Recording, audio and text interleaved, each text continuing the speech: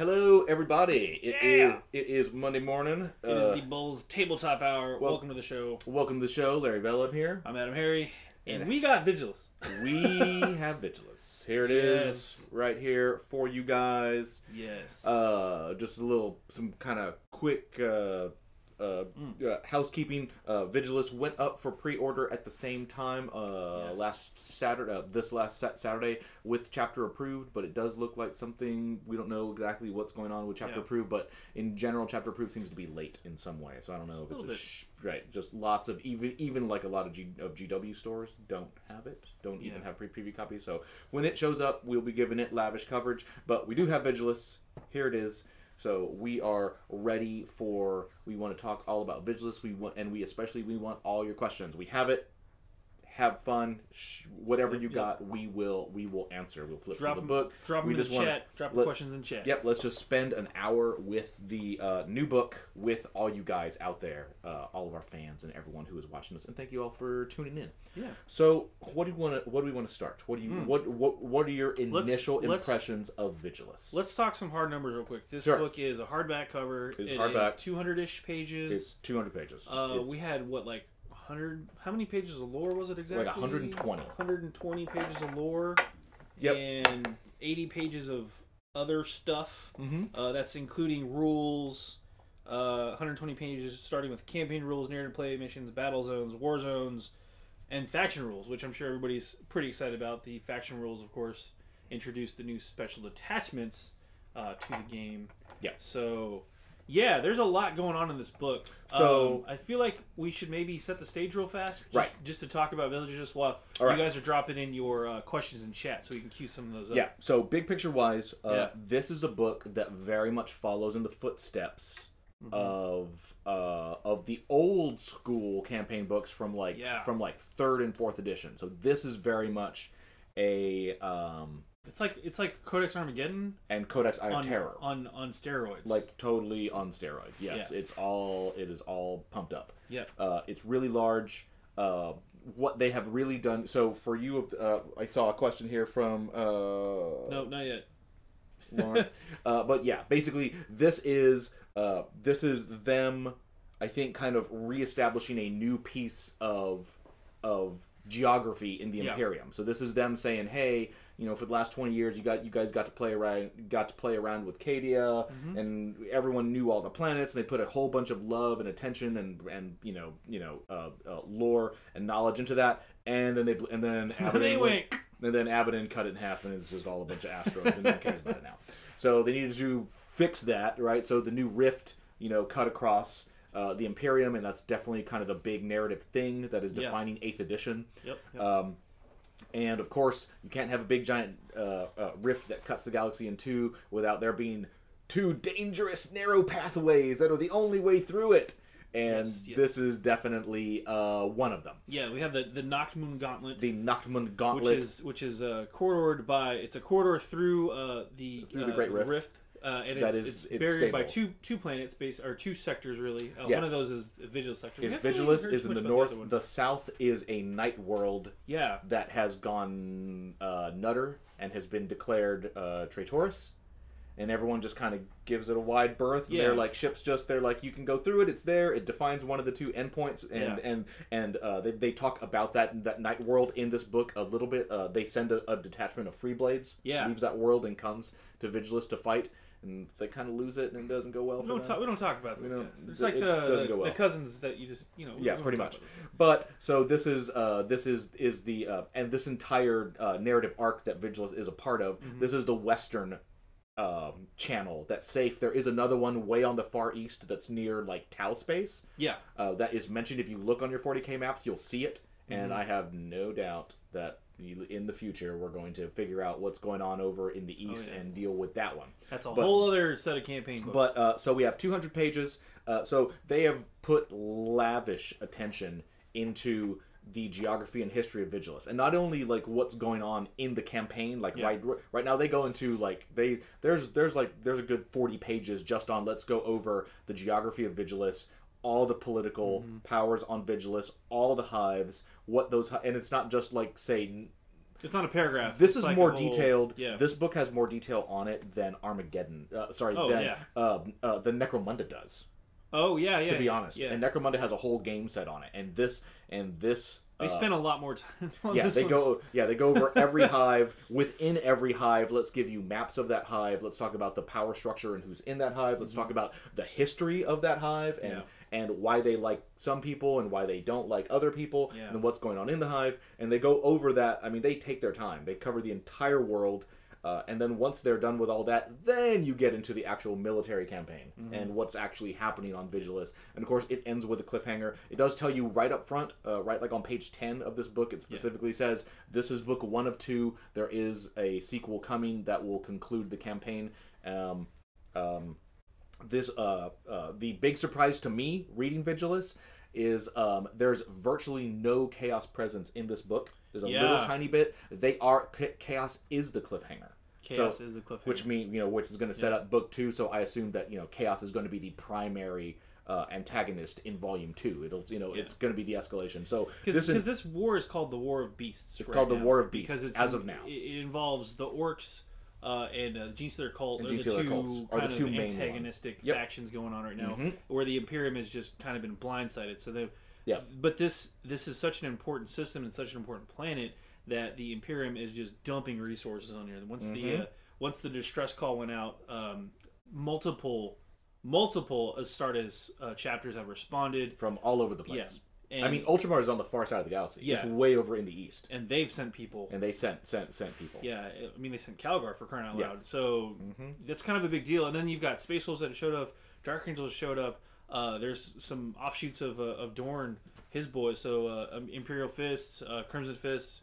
I think, Imperial Fists. There's Black Templars. There's Black Templars. Yeah, the Sons of Dorm have shown up. Like, there are multiple Space Marine factions showing up on top of all of the planetary defenders. A big shout out to the Sisters of Battle, who have 6 different orders on planet, and they get a good amount. And they get a good amount of. They get some love in this. Yeah, book. They don't get like a couple sentences here and there. They actually are major players as well. So I think this is clearly this is a lead up to Games Workshop is basically starting to ramp up the lore and narrative because they know that basically as of 2019, Sisters are going to be a big part of the game again. In fact, they're they're probably going to be the hot faction of 2019. Yeah. So they definitely need to stop being minor background players. So they're bringing them into the forefront. Yeah. The leader. Basically, almost before the Marines even show up, is the Sisters of Battle. And she's like the de facto kind of... She's one of the power players. She's one of the power players. She actually helps coordinate with all of the Marines that do arrive. The Chapter Master, she's kind of like the liaison for the planetary defenders, and she helps coordinate everything. She goes from like being a frontline butt kicker and leading counterattacks to like, okay, cool, we're kind of like pitch battle mode now. I'm going to go back to the coordinating offices and help coordinate with everybody. Hyperia. Yeah, and they specifically call out in the book that that the Sisters of Battle kind of work a lot better with the Marines than Imperial Guardsmen do. So like the guards, like the Marines will show up on a planet typically, and like the Guardsmen officers will be like, "Hey, we got some intel," and they're like, "Yeah, whatever, go away, Guardsmen." Yeah, but when the Sisters are there, they're like, "Oh yeah, what do you actually have? Because you actually know what you're doing, and you guys matter. And you guys matter, right? So you guys can actually fight, and you matter. So yes, tell us. Yeah, you get. We'll coordinate. With that's another thing I really like about this book is that they go into a lot of the. You guys actually the Imperium is great in that it's a huge giant organization and it has 10 different codexes assigned to it. But what this book shows is that when there's a whole planetary thing going on, lots of those parts don't like each other, don't trust each other, and don't really work well together. Yeah. And sometimes they do. Sometimes they do. Right, sometimes. Extenuating circumstances, but yes, this book highlights the real position that Marines and how it takes someone like Calgar to come in and just be like, all you people are fired. Yeah. Or thrown off of a hive. Yeah. And then we're going to get all the competent people who are left, and now we're actually going to try to fight this war. Which is cool. Just a side note, in the years that I've been reading and keeping up with the 40K lore, I can't really think of a planetary governor that was actually good at their job. Was competent? Yeah, they kind of it's that classic nobility gets lazy thing. Earth. Well, Terra. Does that count? The Emperor is technically competent. Well, yeah, but you know what I'm saying. Like the Yes. planetary governors It's always just bad. they're just always terrible. And it's all about the money. Unless you're an Ultramar, apparently those Right. 500 planets Right. had it Those are good, but perfect governors. yeah, but everybody else is just terrible. Paragons of virtue. Yeah. So yeah. Anyway, So one of the things I really like about this book is that they go into. I would say that so far up until now, we've had the general vibe, and this isn't a recent thing. This is a going back, years and years and years. That Gene Stealer cults are kind of like a minor, they're like a minor distraction. They're rabble, they're not really organized. This book completely changes that view of Gene Stealer cults. yeah. The Gene Stealer cults that are on this world, they've been on this world for over a century, and they have wormed their way into everything. Yeah. So so it's not like my personal view was always, Wait. Before we get into all that, Sure.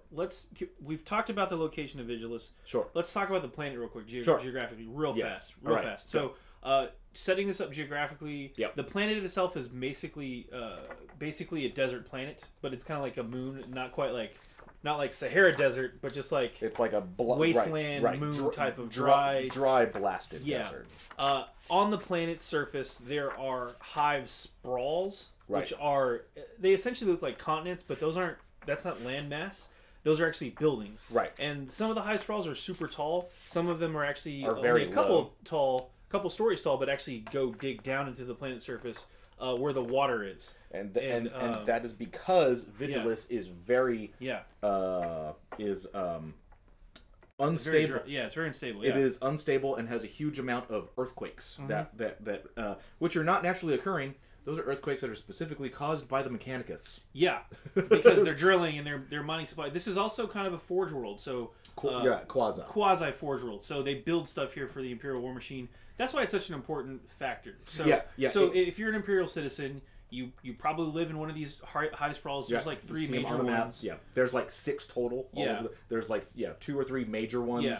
And then there's like the random, and then there's like kind pockets. of random outlying minor ones, kind of like outposts, if you will, but almost island continent size outposts. It's also neat in that the hive sprawls on Vigilus are very different. This isn't like Necromunda, where it's just like every hive sprawl is a big giant tower and goes 80 feet. Like some of them are. There are a couple like that, like the Capitol is, and one of my favorite pieces of lore in here is one of the hive sprawls. It's not the capital one. Is where specializes in rejuvenate. Technology. So basically anti-aging treatments, and they have like the vacation posters of like, come to Mortwald and you'll feel so much better. Take years off your life. And then when they discuss the politics of that hive, it talks about like, here's like the docks where really rich imperial people come and they can take like centuries off your life and you'll like be amazing. And then there's like this quarter deals with like the crappy the crappy surgical areas where if you're just like merely 10, 15 years maybe. Merely rich, you can shave off like 5-10 years. And then there's like the special buyers club tower that like you have to get personal approval for, and basically they can like, it's not as good as Dark Eldar Homunculus. It's not full cloning, but it's pretty close. And they can basically like take your head or your brain and put it into like an all new, a totally new you. And they're like, and then the orcs showed up and all the money dried up and now they're all mad. But like, so that's the kind of the state of the planet right now. If you're an Imperial citizen, you're living in one of those. Below the surface, Gene Stealer cult have shown up. They've infiltrated the society. And we'll get into that more, but so they've been plotting and planning for generations. Gene Stealer cult to do their uprising as they're known to do, and they're everywhere. They're everywhere. They're all over the planet, not just one area, but all over. They've infiltrated everything. They've like they said there are certain hives where they outnumber loyal citizens. Like over 50% of the population have been converted, which is crazy. So when you think of a Gene Stealer cult, you think of like, well, there's like there's the one patriarch, and then there's like his magus or two, right? But what you find out on this is that because this is a planetary wide one, this is an example. Like, what does a Gene Stealer cult look like when it's actually global in scale and it's massive? There's probably hundreds or thousands of maguses all over the planet. There's ones some of them have worked their way into the military and they're replacing officers, maybe even maybe there's even commissars that have been that have been swapped over. There's ones every major guild and governmental body has a Magos in it somewhere who's secretly working the ties. So rerouting some layman and wrestlers. then when you get into the poorer sections, obviously all the workers, right, the workers. So they're working it on all angles. They're controlling. They've replaced the rich people and huge amounts of of the poor people as well. So they're all over, which means they know where everything is. They have all the security codes to get into everything. They know how to they're literally all over the place. They're not the terrible mustache twirling villains we thought they were. They're actually like very sneaky and conniving, and that's just one antagonistic factor. The other thing that happened is a massive orc log showed up. Yes, because Gosgul's doing his thing. He's ordering people around. A big giant orc log shows up here to this planet. They make landfall, and they have because of their landfall, they've kind of accelerated the Gene Stealer cult plan. So put that to the side for a second, and let's talk about the orcs real fast. Sure. Orcs landfall on the planet. All of these massive continent-sized hive sprawls have very specific defensive shields. Right. And the orcs can't do anything against those shields. Right. So they're orcs. And they're kind of stuck on the planet because they've scrapped their rockets or whatever they used to land. They crash landed their fleet into the middle of the desert, which basically, and these are Battlefleet Gothics. These are 40K ships. These are giant kilometer.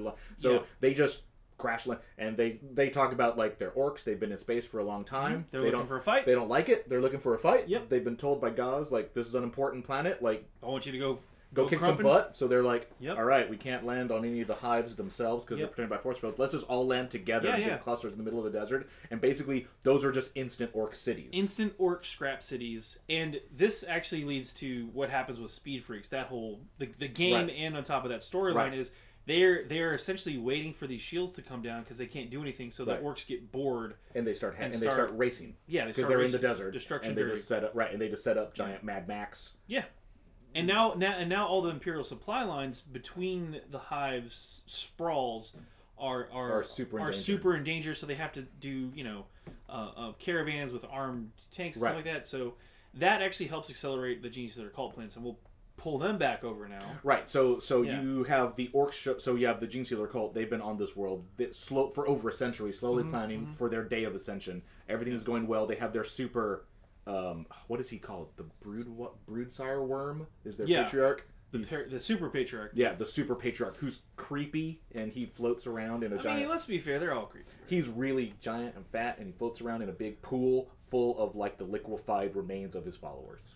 I mean, it's pretty cool. It's pretty something. I read it and I immediately.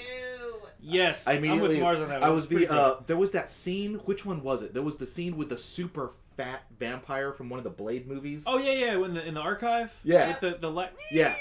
That's all I thought of. I read it and I was like, oh, it's that. It's that thing from Blade. I was thinking Baron Harkonnen from 98. And they talk about he's huge dude. And he's just floating in this giant pool of liquefied growth and all his little mini guys, and they go off and like they give him messages. It's terrible. But he's super smart. Oh, obviously. So he's like totally like he psychically talks to all the other, and it talks about how because it's such a large, when you have a particularly large world and a Gene Stealer cult, basically a patriarch can't quite psychically control all of it, and at some point they will spawn other patriarchs and tell them like go to the other side of the planet and start another one, or start another one, and your job is to escape off world and get the next planet. Yeah. So like they do eventually. They coordinate. Exactly, which is really cool. Yeah. So they're super smart. Like they don't. So they're planning for their giant day of ascension. Yeah. We're going to take the whole planet over, and the orcs show up, and they're like, "Damn it!" Yeah. And then they have to accelerate all their plans. Do an orc wrench in our plans. Because they're like, we are not going to let the orcs take over this planet. We're gonna now we have to kill everybody. So they rise up. They rise up. So now the Imperials, the Loyalists, are like, okay, we got orcs on the walls. We can't go out there. We've got Gene Stealer called on the bottom. So Adeptus Mechanicus and Astra Militarum are basically fighting all this stuff off. Right. They send out the distract signal. Right, and no Marines show up for a while. Yeah, a Warp Storm rolls in. Yes. Right, and that also heralds like I think the first Space Wolf, the one frigate that gets through. Yeah. Which brings us to Tooth and Claw. Right. Which this is kind of like the kill team with Adeptus Mechanicus and Gene Stealer Cult, two and strike then also, forces of Space Wolves show up. Right. Tooth and Claw, that box set show, and that's where that story kind of plugs came in from. This. Right. And the Space Wolves are like, okay, cool, we'll go take care of the Gene Stealer Cult infestation, take care of it, while you guys try to hold off the orcs because when this warp storm rolls in, it messes with the shield. Sure. And is this Gellerpox related? Is this? It's possible. Possible, so right? At some point during this invasion, a ship shows up. Yeah. That's all gross and Trader. and corroded, and it lands on one of the bays on one of the outlying hives. It doesn't answer any distress. It's your typical horror movie sci-fi setup. And they're all like, "Hey, wait a minute, what's going on?" And the doors open, and a bunch of Gellerpox infected run out of it. And then while they're killing them, the Gellerpox virus, right, and that starts to spread. And then while they're killing it and hunting down all of those guys, they realize, "Oh crap, that was just a distraction. That ship was actually manned by Death Guard." And they get out and they don't fight. They just run and they just go into the sewers and disappear. Yeah, and they've gone hidden. And that's when they know, oh, we're screwed. And then that hive starts to very quickly become infected with Gellerpox. So again, that's the rogue trader part of this. So right. we've ties seen, into that. I just want to say, we knew Games Workshop kind of had a master plan with their releases because everything was kind of connected, and they were talking. It's all happened on Vigils. Right. This book actually says, hey. All those things boom. were actually right. Everything, all these box sets we've been putting out for the past 6 months are or all longer. actually part of this story, which is super cool. Super cool. It's longer than 6 months. It's been like a whole year, almost probably. 18 months of like releases of stuff that have been building up to this, which is why this campaign book is just really, really cool. So you get caught up on all the events. There's also the Eldar show up to try to kill the Chaos Cult that has been spawned. They do kill the Chaos Cult, but the Astra Militarum view them as Xeno scum and kill them. So that Farseer that survives the massacre gathers up what spirit stones they can, and they swear revenge, and they come back, and then you have Wake the Dead, and that Eldar detachment is trying to kill the planetary governor because they're ticked off for obvious reasons, and then the Ultramarines are here by that point, and the Ultramarines are like, hey, wait, we'll protect them. So that's where you get the Wake the Dead box set. So it's just been a really cool series of products that GW has come out with that kind of and they do actually all tie together. Like it's cool. It's cool that like so as an example, diorama. The Wraith Guard.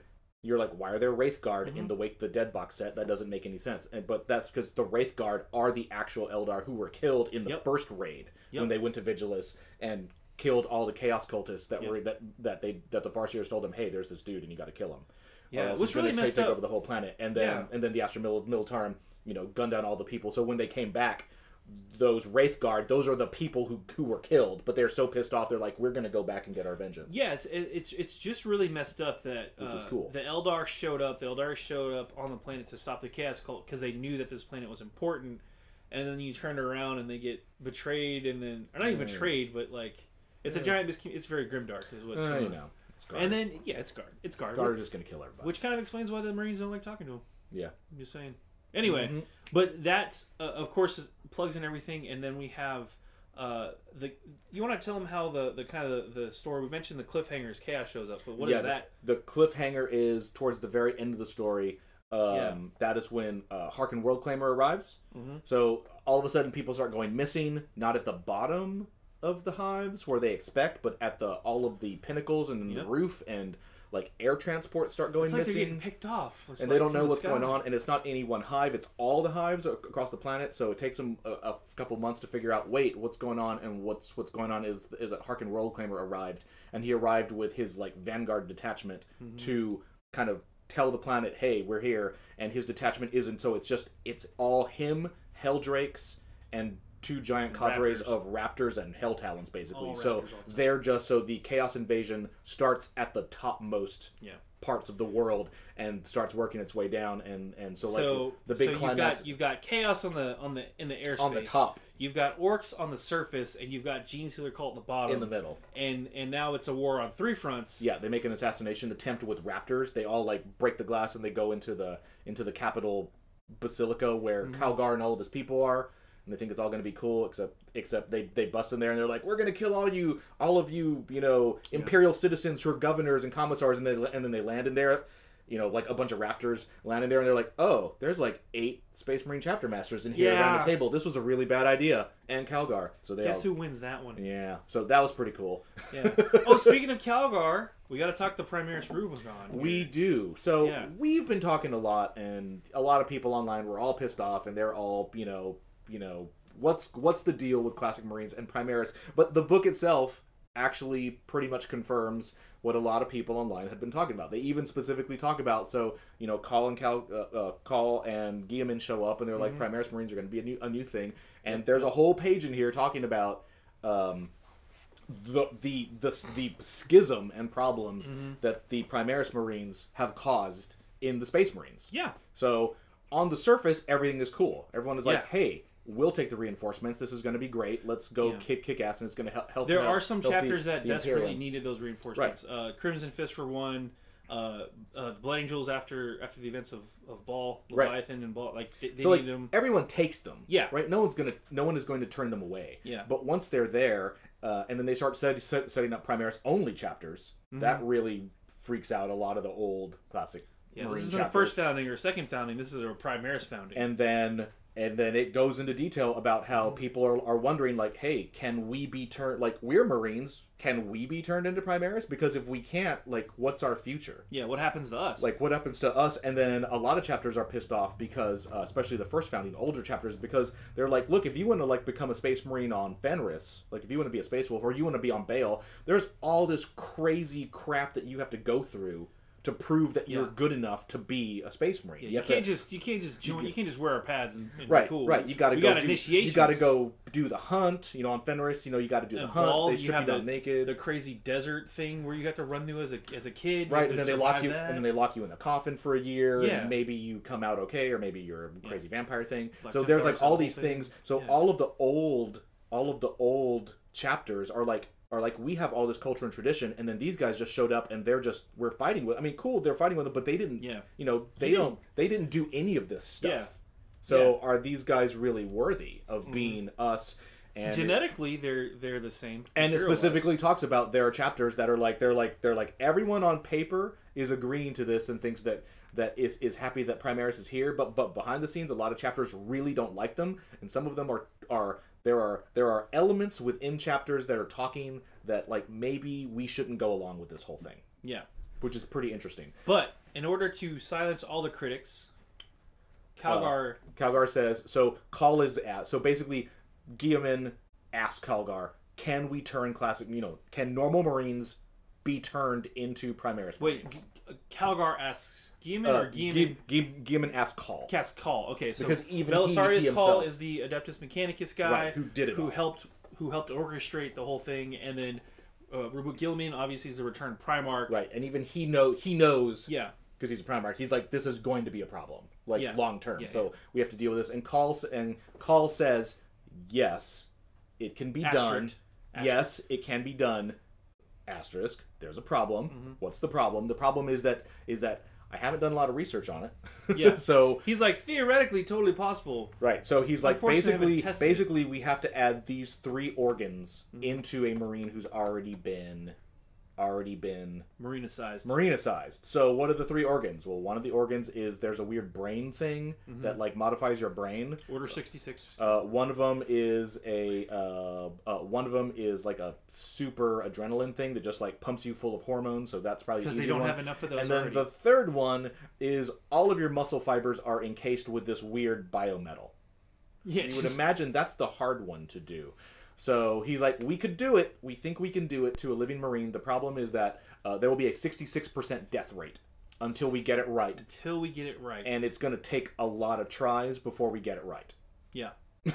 so hey, what happens? So hey, healthy athletes out there in internet land who are watching this, if you could be like one of the if there was surgery you could take that would make you one of the top athletes in the world, but it had a 66% chance of death. 2/3 of you that sign up for this are just going to die. Would you do it? So Calgar says, I'll do it. He's the first one. Calgar says, hey, I would not ask my men to do something that I would not do first. Right. So he steps up and says, they put him on the table, and they say they slice him open like, top to bottom. Top to bottom. From his head down to his foot. He is completely splayed. They said the surgery is horrible. It lasts for a huge amount of time. They put all the stuff into him. Remember, this is surgery on a Space Marine who's already had 20 plus genetic enhancements. Right. One of those of which makes your entire rib cage a solid Right, mass. right. One of those of which makes your blood clot almost instantaneously. Yeah, so they said they have to cut into him, and then it clots immediately. Yeah, they so... said he is just sliced open. They cut open all of his bones. They crack his rib cage. Like, all of his organs are out. Yeah. He's just a mess.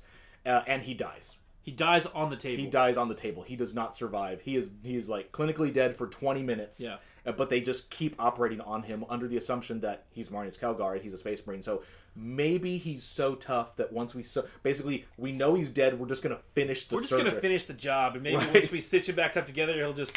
So they finish the surgery. It takes 20 minutes after he dies. They stitch him all up together, and then they just put the electrodes on him, and they EKG him, thunk, just like an ER, and he comes back to life. And he basically he makes EKG's the heart monitor. Right. This is just the electroshock. Yeah.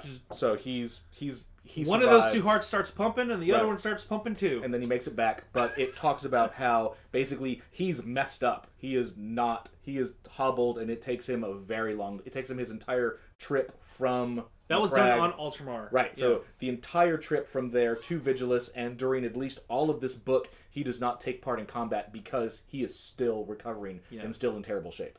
Yeah, but he made it. But he makes it, and then they also give him the new Super Gravis armor.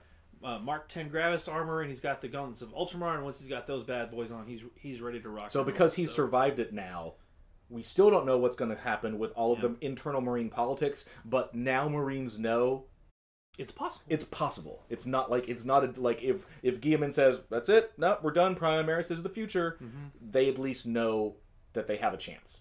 They're not doomed. I want to throw this out there too. Which is cool. If you think about it too, Ultramarines are they're the poster boys. They are the poster boys. So if their chapter master's done it, they kind of set the bar for a lot of other chapters out there, especially all of their second founding chapters. Like there's a lot of guys.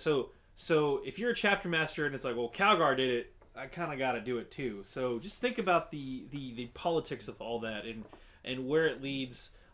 For basically showing off, the Ultramarine, like, he did it, I got to do it now too. So that's going to lead to a lot of other. Yeah, I think we're going to see. Chapters. Yeah, I think all the other. So from a design, totally moving. Yeah. Totally, not talking about the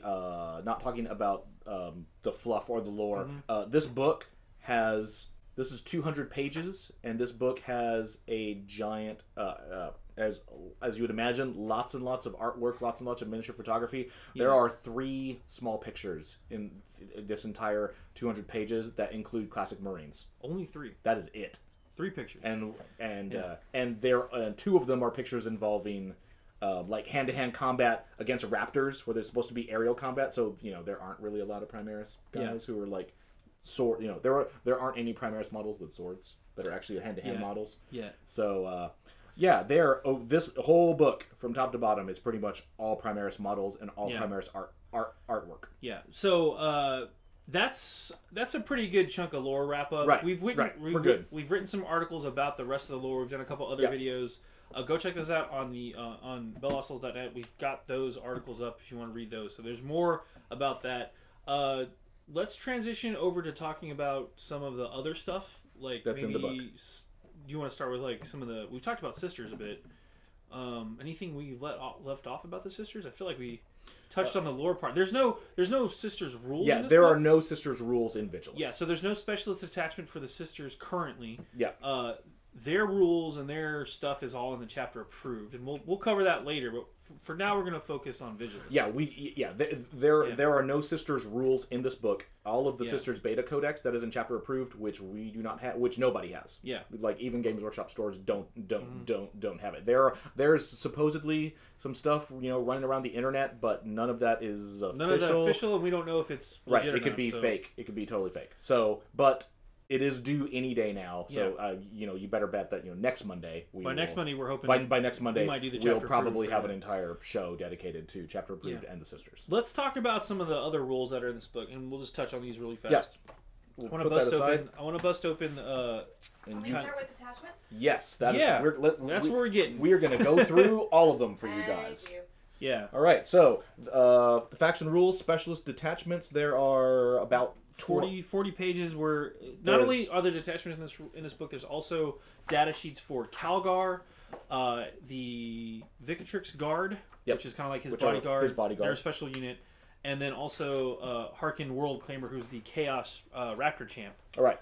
So what are they're all in specialist there, too. detachments? Specialist detachments are basically a combination of units that you can take in your army. No. Specialist detachments, that's formations. Sorry. So yeah, they're kind of like the old formations, Correct. but not. So how it works, you've got your... if you're familiar with list building in 40K, you've got detachments. You know, Yes. patrols, battalions, etc.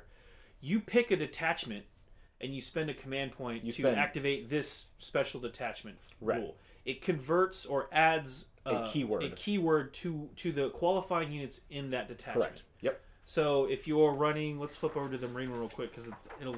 And then in some cases, it will unlock relics, warlord traits, in most cases they get that stuff and other stratagems. Yeah. That those units can now use. For example, we've talked about this one before. The Indominus Crusaders is the Marine one. This is actually the Primaris detachment. Yeah. So Indominus Crusaders, lore-wise, these are the guys that fought in the Indominus Crusade, and they're kind of veterans. Right. So these are Primaris veterans, basically. Yeah, so in this detachment, you'd pick a Space Marine detachment, and it would affect your Primaris captains, Primaris lieutenants, Primaris ancients, intercessor squads, and inceptor squads. And they all gain the Indominus Crusader keyword. That costs 1 CP. It's only 1 CP. And Pretty by cheap. itself, there are no rules associated with the Specialist detachment. Correct. But like Larry was saying, this one's going to open up additional Warlord traits, additional Relic, and also this one has specifically 5 more stratagems associated with it. Right. And these are pretty good. We'll get into them in a minute. I do want to call out one last thing, too, for the Specialist Detachment. There's also a generic stratagem when you use a Specialist Detachment called Field Commander. 1 CP? 1 CP, and you basically can pick a character from that detachment to gain the Warlord trait specific to that detachment. Sure. So this is a way for you to get a second Warlord in your army. Right. Which is pretty cool. Like, that can be really useful. That way you can use one of the previous Warlord traits and this one as well. Right, on top of it. On top. You have to nominate a different character. But or if you're using like a named character who already has to be your warlord, it wouldn't prevent you from using all these things. The Indominus, where is it? Warlord trait is Gray Shield. Is that the one? Yep, Gray Shield. Once per battle, at the start of your movement phase, if your warlord is on the battlefield, you can choose for Indominus Crusader units in the same detachment to gain an additional tactic until the start chapter tactic until the start of your next turn. You pick the additional from the following from. So it basically unlocks a second chapter tactic for them to use, which is really cool. It can be very, very handy. There will be some cool concept. Yeah. Very cool. There's a lot of cool combos within that. It just opens up a lot of tactical flexibility again for your Marines to begin with. So and that's just again. But at this point, if you've done that, you've already spent 2 CPs. Right. So that's one of the reasons we actually like the Specialist detachments is because unlike formations, they cost something. Right. You have to pay for these. You have to pay for these. They give you benefits. And what do you tend to have? Yeah. What do like super optimized armies in 40K have? They have tons of CPs. Yeah. So this entire concept is basically at a meta level. Yeah. This whole Specialist detachments act as a CP sponge, which is great. They give you something else to do with your CPs, which is neat. And a lot of the stratagems are good. Yeah, they're pretty useful. I know the target sighted one's going to be really popular for intercessor squads. That's the one that lets you target characters. It takes your bolt stalkers, bolt pattern, bolt rifles, and you can shoot characters even if they're not the closest. And then if you roll only 6s to wound, they do mortal wound on top of any damage. Okay. So if you think about it, squad of 10 intercessors targeting a character because they can now shoot them for 1 CP. They can just they all become expert snipers suddenly. Yeah, and I'm looking and really.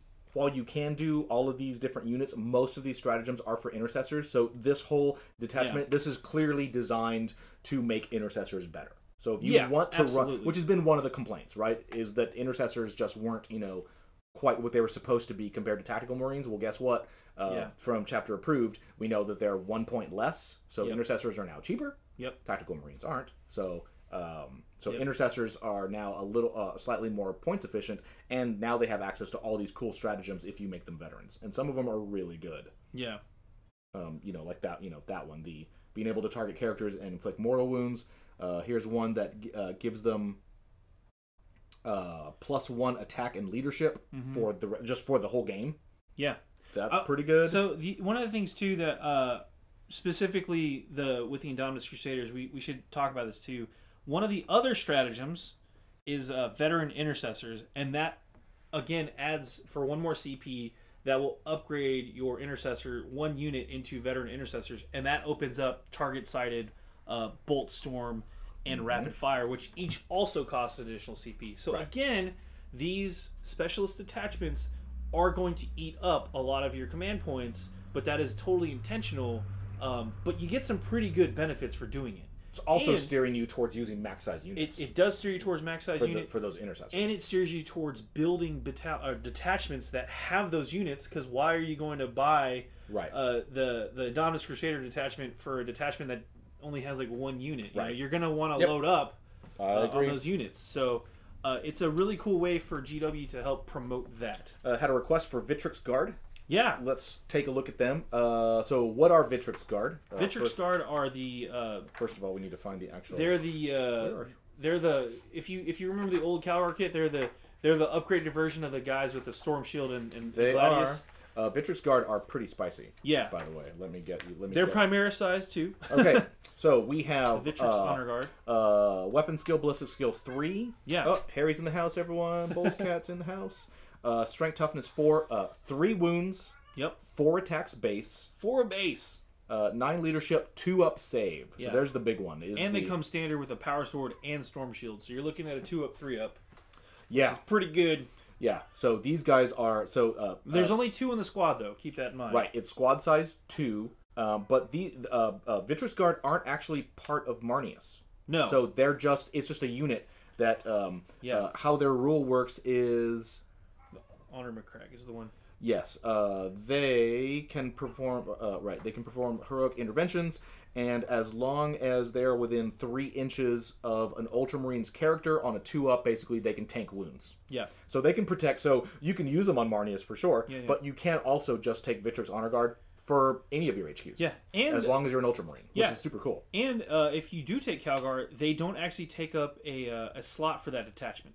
Right. So they're just like it's just a free slot for unit. So yeah, they're definitely designed to be used with Calgar, but you don't have to. So if you wanted to run a chaplain or a librarian or something, you can run your 2 Victrix Guard to keep them alive longer. And I mean, they're beefy. Yeah, I mean, normally they take up an elite slot. So yeah, a 2-up, 3-up save with 3 wounds. Yeah, and they all have. I mean, that's 6 ablative wounds for Calgar, who has 8 wounds base, and they all have power swords. So they're pretty spicy. That's if Calgar and crew get into a combat altogether, you're looking at 8 attacks from the Victrix Guard, and what was it, 6 attacks or 8 attacks from Calgar, something ridiculous. Yeah. Calgar's nuts. Calgar has 6 attacks with the Fist of a Crag, which are power fists essentially. Right. So yeah, that's a lot of dead stuff when they hit. Now we're going to skip on over to the Victrix Guard detachment. Yeah. Because they have a detachment too. 1 CP Victrix Guard, and that targets classic Marines. That classics like the Captain's Ancient Honor Guard, Victrix Honor Guard, which we just read, Vanguard Veterans and Stern Guard Veterans all gain the Victrix Guard keyword. And then your special ability, once you buy them, is that those guys once per battle. You can re-roll failed wounds for attacks with Victrix Guard within 6 inches of your Warlord. Yeah. And then that opens up 2 stratagems: fight like demons, 1 command demigods. point. Demigods. Fight like demigods. It's very different than demons. 1 command point. Use it at the start of the fight phase. Pick a Victrix Guard unit from your army within 6 inches of your Victrix Guard captain. That's hard to say. And then add 1 to hit rolls and attacks made by that unit until the end of the phase. No, add 1 to hit rolls for attacks made by that unit. They don't get an extra attack. Sorry. And then 3 command points. Strike first for Ultramar. Use it at the end of your opponent's charge phase. Pick a Victrix Guard unit from your army that was charged or performed a heroic intervention. That unit can immediately pile in and fight as if it were the fight phase. Doing this does not prevent the unit from being picked to fight in the fight phase later that turn. So they fight twice. That's if mean. You charged that Stern Guard squad thinking, I'm just gonna roll in there and kill him, you can actually pop that Right, you strategy. can just It does totally- cost 3 CP. Right, it costs 3, so it should be good. And this fight sub-phase happens Immediately. after your opponent's charge phase. So they haven't even activated yet. So they just get to immediately punch you, and then they can fight again in the following That's fight. pretty spicy. It's really good. Yeah, because you're going to charge Yeah. them, and they're going to be like, nope. Nope. I you're not gonna go charge first me. right now. I go right now, and this is before your opponent gets a chance. It's pretty strong. If you time this correctly, if you do it right, you could literally swing the battle. You could break your opponent's charging unit. Like that. Shark Mango, good question. The book does, we'll go over this really briefly, they do introduce 4 new Primaris only chapters. They are now part of the fluff, so they're definitely adding, they want the Primaris guys to have their own. It's not just, and there's Primaris Blood Angels and Primaris whatever. There are new chapters. They are here on Vigilus, and they don't just get kind of, Can we switch to overhand real quick? Yeah. Well, I gotta turn it on. Yep, we're gonna show you guys. Give me a moment. Give us a minute while Here, Mars I'll do this while that gets boosted. Mars fires up the camera. But you get 4 new chapters in here. You get full background on them. There they are. 4 new chapters. Yeah, 4 new chapters. You get Read them real quick. all their heraldry, specialize in and what they're doing on Vigilus. Yeah, which you get is cool. the Castellans of the Rift, which kind of have an olive green paint scheme with kind of a Dark Angels green border. You've got the Necropolis Hawks, which are kind of a cool gray main body armor. Their arms and head are painted white. Right, let's put this down. Are we ready? Yeah. Actually, at an angle is gonna be better. Okay, so I'll just hold it here. You got the Necropolis Hawks, which is mentioned. Can we go to the next one real quick? We'll flip back. We've got the Sons of the Phoenix, which have a kind of a white paint scheme with All right, guys. purple. Here's your close arm. up. There we go. Hey. All right. And then we've also got the Void Tridents, which have a blue. So let's go paint back a scheme little with bit. white. Yeah, we'll flip back a page. Okay, so Again, these are Primaris chapters. They're predominantly Primaris Marines. They're all Primaris. They're Marines. 100% Primaris. 100%. So, and they each get a little bit of a background for each chapter, as you can see there. You get the full heraldry paint scheme and cool little special things. So Yeah. the Castellans of the Rift, this chapter was founded specifically to guard the Rift and keep it open. So they're fighting on Vigilance now. Basically, they protect shipping. They do anything. So if you want a cool idea for your chapter and you like that whole concept, is basically these guys' job is just like there used to be chapters that were permanently assigned to the Cadian Gate. Same thing. Yep. Over here, I actually like these guys, the Necropolis Hawks. These guys are specialized city fighters. Yeah. So their goal, that's all that they do. So they move from warzone to warzone wherever Primaris Marines are needed to fight in really tough urban combat. And they're neat because it's the first time actually I've seen this written on any Marine. They keep their little... the squad markings. Their squad markings, so like the arrow or the X for the assaults, or the triangle for heavy, right, or the skull for HQ. Yeah. They keep their squad type on their shoulder pad and painted largely on their backpacks. Yeah. So that they can ID each other when they're fighting in cities. Yeah, which is super cool. Which is really neat. Then we've also got, again, the Sons of the Phoenix. Again, their paint schemes. And again, they all have that kind of the red sergeant and lieutenant markings and stuff like that. That's very indicative of the Primaris, which is super cool. And then over here we have the Void Tridents. Obviously, these are guys who specialize in space combat. Space combat. So yeah. So they're probably on Vigilus, I would guess, on the moon of Vigilus, and possibly they're probably boarding and kicking ass on any orc ships that are still in orbit. So that's pretty cool. Lornith, you had a question. Are there specialist detachments for all the current Codex armies? No, not yet. Not yet. So in this book, we can go back over. Yeah, we'll go back. Let's read them off real quick, and I can tell you which ones are which. Just real fast. You've got special attachments for the two for you get the Indominus Crusaders, which is for Astartes. You've got Ultramarines, Victrix Guard, Imperial Fist, Siegebreaker Cohort, the Crimson Fist, Liberator Strike Force, Black Templars, Ravenwing, Space Wolves. So that's all of the Marines. All the Marines are except good. for the Blood Angels. Right, there's no Blood Angels. So no Dark Angels in that list? There is the Ravenwing. Okay. Ravenwing Attack Squadron will go. Well, yeah, we'll try to get to that I one. got a specific question about it. Yeah, we the will. Cybernetica cohort, that's going to be Adeptus Mechanicus, Admech. Server Maniple, Admech. Admech, Anointed Throng, and Deliverance Blood Surge. Those are both genes to their cult. Yep, Genes of the Cults. Windrider Host, That's going to be Eldar. Eldari, Wraith Sam Host. Hine specifically. Wraith Host, Eldari. Then you've got the Emperor's Blade Assault Company and Emperor's Wrath Artillery Company and Emperor's Conclave Infantry Company and the Emperor's Fist Tank Company. All surprise. Astra Militarum. The next one is the Tempestus Drop Force. Those are Scions. Scions, which are Astra Militarum offshoot. Right. Then you have the Stomp a Mob, Cult of Speed, and the Dreadwog and Blitz Brigade. Guess what? Those are for orcs. All orcs. So there are not special attachments yet for every faction in the game. Right. They're probably on the way, though. And if I had to bet money on it, I totally would. We are supposed to be done with our show now, but we're going overtime. We're going to overtime. Because we love you guys. We're going to overtime. So we are going to take a little bit of time because we have questions from you guys. So you wanted to info on the Dark Angel one. Let's go show them the Ravenwing one. Ravenwing one. Okay, we'll talk Ravenwing. We'll talk Ravenwing, and we'll pick out a couple others. So you have the list. If you guys want, if there's any particular ones you want us to go over, throw them in chat. Yeah, we've only got time for a couple more here, but we'll try to get to them. Yeah.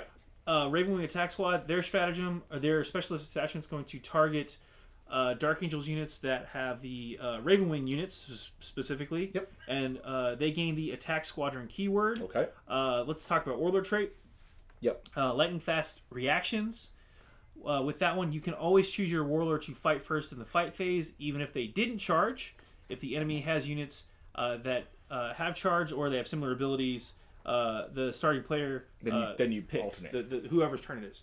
So pretty nice. They get to go first. Then you've got Relics of Caliban, which is their specific relic. It's the Monster Slayer of Caliban.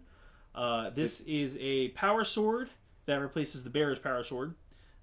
It's range melee, obviously strength. +2 strength. +2 strength, -3 AP, D3 damage. That's a solid melee weapon. And it adds 1/2 wound rolls for attacks that target enemy monsters or vehicles. Or vehicles, that's good. Yeah. Do you want to go over the stratagems for the Ravenwing Attack Squad? Yep, you get 2 stratagems. First one is Swift Strike, 2 CP to use this one. Yep. Use this stratagem in the fight phase after an attack squadron unit from your army has fought. That unit can immediately make a move and advance as if it were your movement phase. If there are any enemy units within 1 inches, you can choose to fall back instead. Again, that's during the fight phase. So that's a bonus move and advance during the fight phase. So that is the classic, hit and run. Charge and, hit. And that's a 2 CP'er, so. We have another one, 1 CP, Signal the Attack. Yeah. Use this stratagem after an attack squadron unit from your army has attacked an enemy unit in the shooting phase, and the attack resulted in an enemy unit losing 1 or more wounds. Not necessarily models, wounds. Just wounds. Add 1 to your to-hit rolls for attacks made by other attack squadron units for your army that targets the same unit in that phase. Very cool. So you're going to have your basically main guy, make a weak spot. Exactly. Your first guy is going to shoot, and then as long as you do anything to that target unit, you're going to burn the CP, and then all the rest of your detachment gets the bonus to take that guy down. I feel like we did get called out here, or not called out. We did a request for Space Wolves. I feel like it's appropriate to go over them next because we just went over Dark Angels. Got you. So this will probably be the last one. Sorry, guys. It's only fair. It's only fair. Space Wolves Soccer Pack. This one is going to affect your Battle Leaders, your Blood Claws, and your Reavers. Okay. So that's an interesting mix. Interesting. They all gain the Stalker Pack keyword. Your Warlord traits, Saga of the Savage. This adds 1 to your Warlord's attacks characteristics if they made a charge move in the same turn.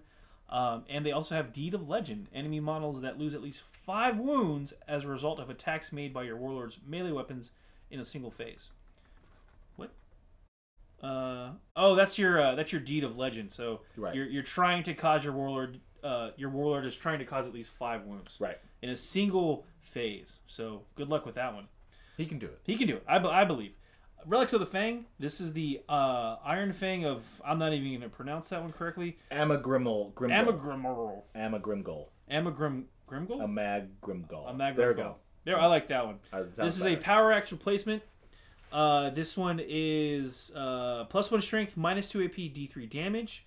Ability is if the wound roll for an attack made by this weapon is an unmodified 6, the target model suffers D3 mortal wounds instead of the normal damage. Because you hit him in the ding. You hit him so hard. You hit him in the Grimgol. Yes. You hit him right in the Grimgols. And then what are the 2 stratagems? We've got Blood Scent, which is the first one. This is a 2 CP stratagem. Use it in the fight phase. Pick an enemy infantry or monster unit that has suffered any casualties or has had any models in it with less than their starting number of wounds. So if you're attacking like a Carnifex that's got taken a wound or two, you can target them, even though they're not in a big unit. You add 1 to wound rolls for attacks made by the Stalker Pack units for your army that target that enemy until the end of the phase. So you basically get their blood, you get their scent, you can beat them up even better now. We also have Pack Killers, which is another stratagem. It's 1 CP. Use this stratagem after a Stalker Pack unit makes a charge move. Pick another friendly Stalker Pack unit within 12 inches of that unit that charged. Until the end of the phase, you can roll 3d6 when making charge moves with that unit and discard the dice with the lowest score. So, Unit A charges. Units, you pick another friendly Stalker Pack unit within 12 inches. That will call that Unit B. That unit now gets to make charges on 3d6 and drop the lowest. Pretty good. Pretty good. Pretty good. Get them into combat. And that makes sense because, again, this is the Battle Leaders, Blood Claws, and Reavers. Okay, So, double overtime. Oh! We're showing you one more. Whoa! One more, but you guys need to, talk. so whoever the first person in chat is, do you want us to show you a Genestealer Cult one, or an Adeptus Mechanicus one, or an Orc one? Ooh. Well, those are the 3 choices. Pick. What's it going to be? Tell us. Genestealer Cult, or an Orc one, We've already covered the Genestealer Cult on the website. You can or an pop over AdMech and check one. that one out. That's true. Bam. You could just go over there and, check that one and out. read it. We're waiting. Anybody This in is the like next Jeopardy. couple minutes the here. first person who puts it in. Genestealer Cult, Adeptus Mechanicus. You don't want to go over the guard ones? Or There's all the orcs. guard, No. all the guard, all 27 guard. I don't want units to go out? over No, the just kidding. 27 guard one. AdMech. AdMech. AdMech it Let's is. see there. Here we go. We had 2 votes for AdMech. Mr. Davius. Here we go. You are And the Larneth- fastest on the king. Larneth was. Oh, Larneth Admech. All right. AdMech. All right. There's 2 Okay, AdMech guys. ones. Admech it is. Where's that? I think it's past it. Windrider Hose, Pointed Throne, right here. All right, we got a let's Cybernetica go over this cohort. one because I think we've covered the Yes. cohort. All right. Cohort's actually on ladder race. Go check that one out. Yes, yes. You can go to Bell Lost Souls. Go back to over the I think Sunday. We did go over the Cybernetica cohort, so everything Yeah, it's about probably it. on page 2 or 3 at this point. Yeah, just go back a page or 2. You'll find it. We're going to go over the Servitor Maniple. Server Mandible. That's a different. Yes, that's different. This one's going to target your Tech Priest Dominus, your Engine Seers, Cataphron Breachers, Cataphron Destroyers, and Servitors. Okay. And they gain the Servitor Maniple. So it's all the dudes. And I remember the chapter dude- proof points it's the Cataphron dudes Breachers and Destroyers who are got cheaper. not who aren't Skitari. Correct. Okay, so like Yeah. non-Skitari infantry. Yep. Their Warlord trait, Master of Bio-Splicing. So at the end of your movement phase, you can pick a unit of Servitors from your army within 6 inches of your Warlord. Okay. And they have to have the keyword here, obviously. And a unit of, you pick a unit of Breachers or Destroyers Okay. from your army within 6 inches of your Warlord. One model from the unit of Servitors is immediately slain. Just shoot the Servitor. I don't know why, but that's what's going on. A model in the unit of Cataphron Breachers or Cataphron Destroyers then regains D3 lost wounds. Or if there are no wounded model in the unit, and any models in the unit that have been slain, you can return 1 slave model to the unit with 1 wound remaining. This model is set up in the coherency and cannot be set up with 1 inch model. If it's not possible, then you can't do that. So if you wanna- basically, so you if you kill want- a servitor and they become a destroyer or a breacher. So what that Upgrade mean- with so 2 what that dice. means, by the way, if you're like, that's weird, let me read the little fluff sentence that's associated with Master of Biosplicing. Oh, yeah. The Tech Priest has no qualms about sacrificing 1 specimen to preserve another. Yeah, so So he's he- taking the servitors. So your servitors are just basically there to And be harvesting to them be for meat, parts. to keep all your Cataphron destroyed. That's actually a good trade. That's like, yeah, it's a because really you good kill trade. 1 servitor and you get D3 wounds Either back. D3 wounds back or another a destroyed model Or a can fresh come one. back with 1 wound. That's really spicy. That's really good. on the catastrophe. Yeah, because Yeah. that is And that's at the that's end of not your bad. movement phase, by the way. So you That's can do not- that once per turn. That's maybe better than what Necrons get. It's like suck it, Necrons. Their relic is the Arcana Mechanicum. Okay. This is the Gene Cog Corpus. Oh, that sounds great. That sounds great. This replaces an Omnissiah Axe. Okay. It's +1 strength, -2 AP, 2 damage. If the wound roll for the attack made by this weapon is an unmodified 6, the target model suffers D3 mortal wounds instead of any normal damage. So you don't get the 2 damage straight up, but you get D3 mortal wounds, which can be better. Okay, and then we got 2 stratagems associated with the Servitor Maniple. I'll do the first one, let Adam do the second one. Number 1, Enhanced Bionics, 1 command point. Use this stratagem before the battle begins. Mm-hmm. Pick a unit of Servitor Maniple Cataphren Breachers or Servitor Maniple So they have to have Cataphren Destroyers. the keywords, obviously. And this unit gets a 5-up invulnerable save for the duration of this battle. It's the whole game. Is that only once per... Yeah, so it's 1 CP per unit. It's on a particular unit, but so that's just a basically So, again, like hang that's on. that's a turn 1 thing, and they're just better for This the is whole at this before the battle begins. Okay, you spend 1 CP, right? And that unit has a 5 invuln for the whole battle, and it doesn't say only once. It doesn't say correct. So you can can you drop that multiple times? It affects a single unit. But can you spend the CPs for multiple units? Yes, absolutely. So you can load up like 3 units within. Right. So what this you have to pay for what this entire thing is doing is this is for people who I really like Cataphren, like the Cataphren models, and I want to build a Cataphren based army. You're going to use this. Oh, because you're going to have a bunch of servitors that you're going to sacrifice to keep them alive, and you have all these things to make them better. Yeah. And then they have this one, which is I think this might be a Star Trek reference. Go ahead. This is Noon Spheric Mindlock. Okay. Noon, Dr. Noon. He's the guy that made Data and lore. Just maybe he is. I know. Okay. Anyway, use this stratagem at the start of your shooting phase. Pick a unit of Servitor Maniple Cataphren Breachers or Cataphren Destroyers. Again, it's have keywords within 6 inches of a friendly Servitor Maniple Tech Priest Dominus. So they have to be within range of a Dominus. Sure. Add 1 to hit rolls for attacks made by the unit until the end of the phase. Right, for the whole unit. And that's the started phase. So plus 1 and to that's hit. a one-time. That's a one-time. Right. Yeah. So you can see, this is the cool... No, that's just at the start of the shooting phase. You can do it as many times as you want. Oh, it's sure. not one time. Right. But it only lasts a turn. Oh, right. It only lasts a turn, exactly. Yeah. So, yeah, it's... if you want to play Breachers and they're cheaper now. Yeah, if you like the Cataphren models and you want to build an army about it, you're going to be taking this every time. And, I mean, so we're going to leave it here with Vigilus. But, again, this isn't just a incredibly cool narrative book. Yeah. This book 100% affects the meta. These things are going to show up in match play. Oh, absolutely. The game is changed because of these things. So, should you go out and buy it? Yes. It's really probably good. You're going to have a good time. It's got stuff in it for everybody. If you play any of those units, you're going to want to. Oh yeah. And I mean, again, with the Field Commander stratagem for 1 CP, you can add the Warlord trait. Right, you can have multiple Warlords, which is cool. It's cool. It's pretty cool. We didn't even talk about all the other battle zones, war zones, all the other stuff that specific for campaign play. There's a bunch of new missions that can be used in match play if you want to. I don't know if they're going to filter out to the tournament circuit or not, because those guys like their specific stuff. We'll see. I hope it does, because it'd be nice to. Wouldn't surprise me to see Games Workshop putting some of these things into their tournaments and events. Yeah, so because why wouldn't they? They've got a lot of cool stuff.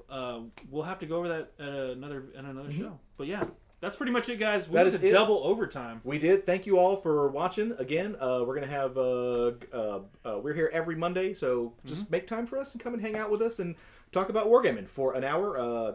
Tabletop hour is we're at 4 p.m. Eastern every Monday. And then this Wednesday we have, as usual, the Veteran Sergeant and Goat Boy are going to be painting on hobby streams on Wednesday, so check them out. And this Thursday, Dark Apocrypha is back. We are playing Age of Sigmar. We don't know which armies, but we're going to be here. It'll be a surprise. I'm going to be emceeing. We're going to have a good time. So it'll be a surprise. And that is at 8 Eastern. Come and hang out with us for 2 hours and come and kibitz and enjoy a game. 7 Central. Yeah. Anyway. Thanks for watching Tabletop Hour. Have a great one, everybody. We will catch you guys. Woo. Well, I'll catch you guys on Thursday. Later. We'll see you next Monday. Have a good one.